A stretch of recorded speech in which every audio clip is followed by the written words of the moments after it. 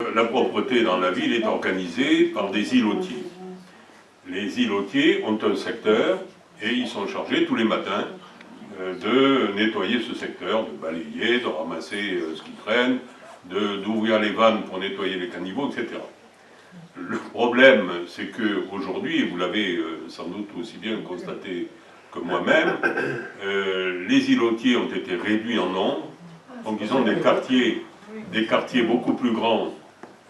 à réaliser, et ça veut dire qu'ils n'y arrivent pas, ou qu'ils y arrivent mal.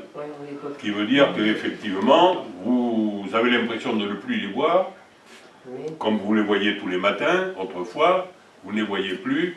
ou quand vous les voyez, vous vous rendez compte qu'ils n'ont pas le temps de s'occuper de la totalité du quartier, et en particulier de celui qui vous intéresse au plus haut point, c'est-à-dire celui qui est devant chez vous. Donc il va falloir commencer là aussi par réexaminer cette situation, c'est-à-dire arriver à des secteurs suffisamment dimensionnés pour que la personne, dans sa matinée ou dans sa demi-journée, ait la possibilité de réaliser ce pourquoi elle est là, c'est-à-dire en fait nettoyer le secteur, appeler la mairie si jamais elle constate des anomalies dans la voirie, de façon à ce que le service voirie puisse venir les réparer. Donc être là non seulement pour nettoyer et entretenir le secteur qui lui a été attribué, mais également pour être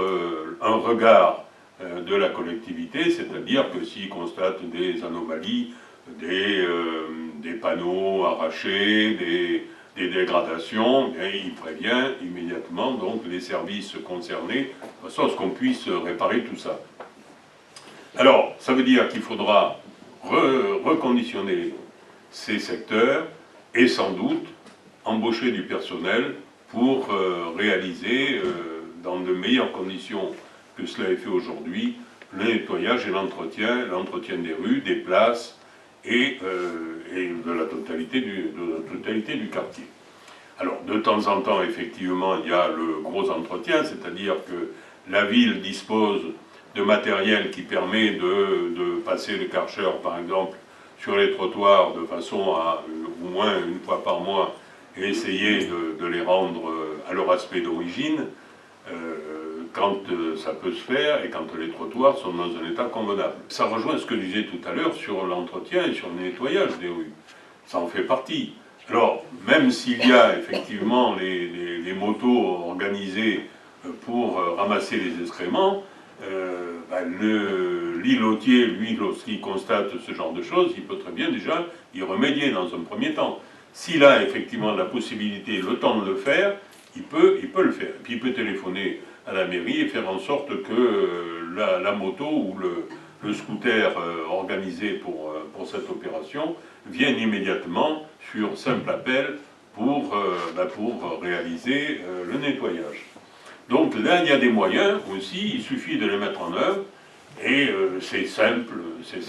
qu'un îlotier ait un téléphone portable qui lui permette d'appeler, d'être en contact permanent avec le service entretien de la ville, et donc puisse alerter si jamais il constate une anomalie.